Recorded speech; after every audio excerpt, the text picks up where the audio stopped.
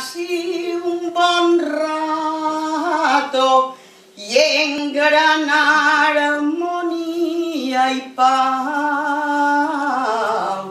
i en gran harmonia i pau.